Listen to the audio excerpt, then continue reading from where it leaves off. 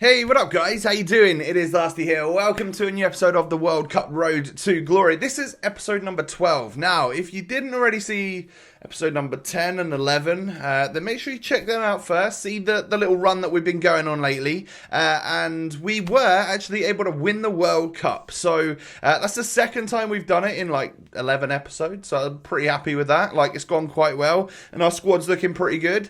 We have actually received a little upgrade. Our first boosted card actually is Luka Modric. Got himself the man of the match for the Croatia game in their first game of the World Cup. So that's pretty awesome. Now, I figured what we would do today is just risk all our coins. So I could have gone and opened 2 packs and guaranteed myself a certain level of like player and stuff. Or you know what? We could do something a bit different. Go on into a foot draft with coins, so waste all of those coins, risk them all to hopefully get slightly better rewards. But you know, if you go out in the first round, then obviously it's going to be a complete waste.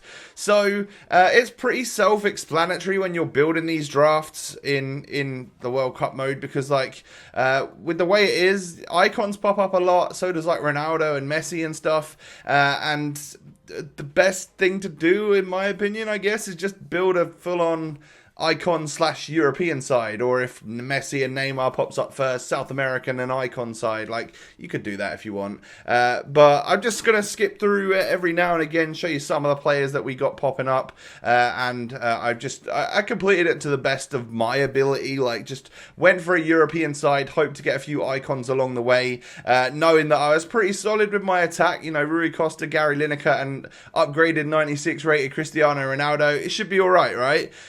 And then, yeah, I go for, obviously, Yashin in goal. And I wasn't sure whether to play him or Neuer. Like, I didn't know who would be better, because everyone's saying this Yashin is trash. You also can't not pick Messi if he pops up. I mean, you can if an icon or Ronaldo pops up, someone that maybe works a bit better on the game. But when Messi's the best one out of the lot, you just sort of have to pick him. Even if you're building a European side, he's great off the bench. Leon Goretzka gets straight into my team. Get into my starting 11, lad, because you are one of the most OP midfielders the game has ever seen. Antoine Griezmann's up next, and this is like the full finished squad that I decided to put together. With a manager, I ended up putting Piszczek at left back. I figured that would work. Like, he's on 6 chem, but I'm pretty sure if I brought him on as a sub, he'd be on like 5 chem or something. So hey, I figured he's better than some left back that's not very quick or something. So that's what I've gone with. So I completed the squad. I got a 189, which I don't know if that's good or bad. I don't really play foot draft, but I wanted to see how it would go. Now that we've got that level of coins where we could actually put it in, then let's go for it. And it didn't start very well. I go literally 1-0 down on the 13:37. So Leet, this guy was pretty Leet, I'm not going to lie. But I do get my equaliser. Like 10 minutes later, it took me a little bit to get my passing going and stuff. I don't know if people think or suggest that the gameplay is any different within the foot draft to like the normal online tournament in the World Cup mode. Because obviously in regular foot, like foot draft gameplay is quite different. I don't know if this is any different. I don't think it really felt any different. And I'm not sure if it's on dedicated servers, or although I guess it isn't, because you can still do that stupid draft glitch. And as we progress through this tournament, you'll see. Well, actually, no, I think I cut it out in the end, just so. Just to save time, really. Someone does it against me later on in the tourney. So we go 3-1 up. Like, we turn this game around after going 1-0 down, and I genuinely thought, oh god, I'm gonna literally exit this tournament in the very first round. I switch it around totally, and Ronaldo just sort of comes out on top. And even a few moments later than that, we go 4-1 up, and it's not even half time. So proper switcheroo on this guy, and we've just fully hit him. It's been a very, very even game. You'll see the halftime stats in just a second. That we both have like same possession, same shot, same on target. Pass accuracy both very similar as well, or exactly the same. And look how even that game looks, with me just having a slight possession advantage, but a 3-goal advantage. So I am obviously tucking my shots away nicely, whereas either my keeper's doing well or my opponent's terrible at finishing. Now, after a bit of a slog in the second half, I eventually get through with a sub, Antoine Griezmann, and I bang it into the back of the net. And I think that's enough for Paul, who was playing in this game, as he decides to rage quit and get out of there. So we move on into the second round, and we come up against a guy with nearly full chem. It's an alright squad. I guess like maybe Messi should be starting on the bench, to be honest, bro. You should get a European European striker in that team, and then bring him on because he'll be on like 1 or 2 chems surely. But he was really, really good at dribbling, and this is where I'm like, okay, yeah, this is me out of the tourney. I go 1-0 down. And then Thiago plays it into Messi.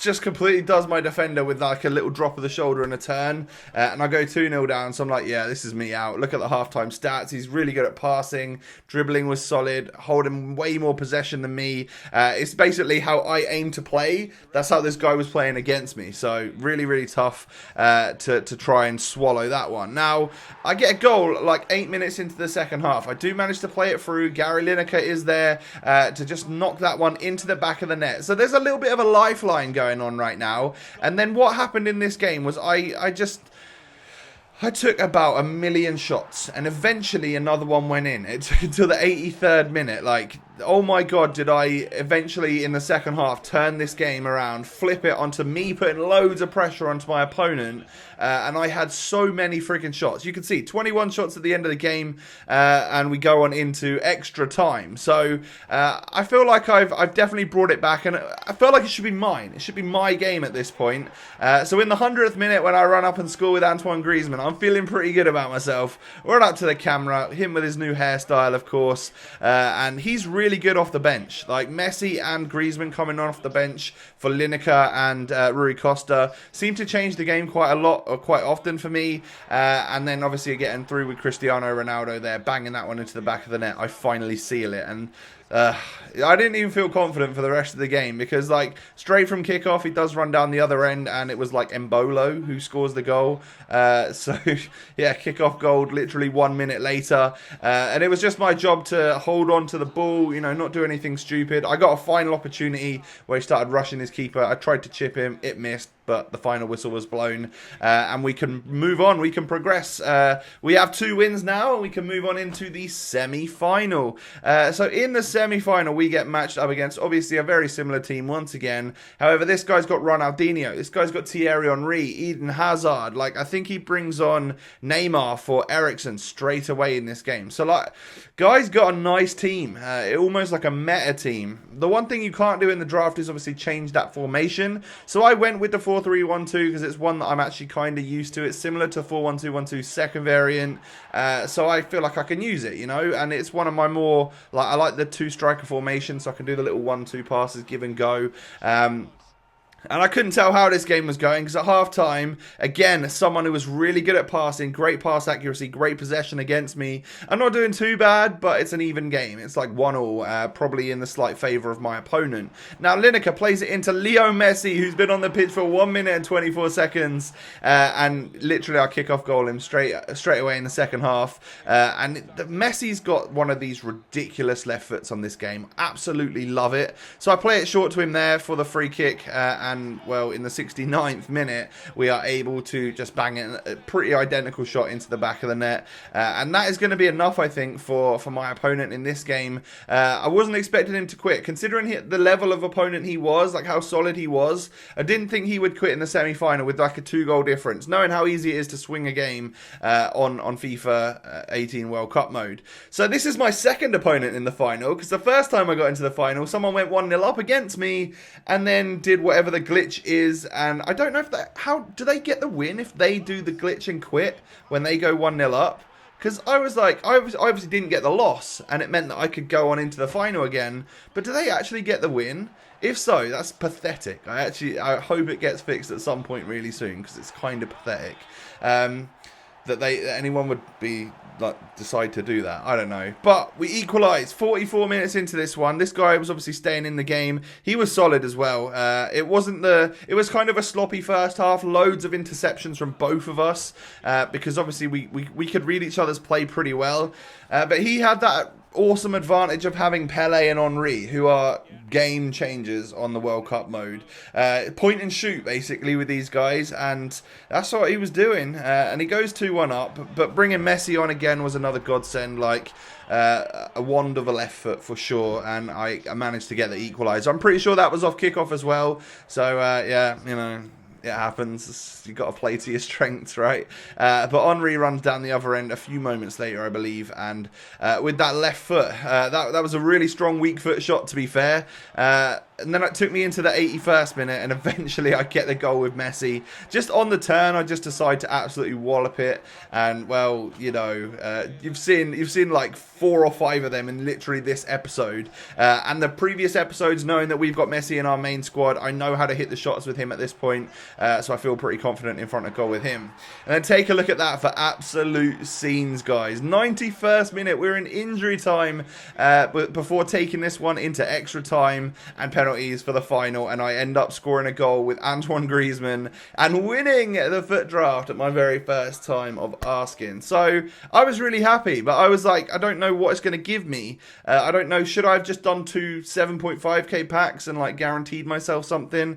But we got 3.5k coins, 1 premium pack, and then a few different types of packs. So I was like, I don't know if that's worth it or not, but we'll see what we get. Like I guess having those packs right there is probably slightly better than having 2 7.5k packs, and the advantage of getting like 3.5k coins is obviously useful as well. But you don't get single player packs for playing individual like draft games, which I was a bit surprised of. I thought you literally got it every game you play on FIFA 18 World Cup. So the first one wasn't great.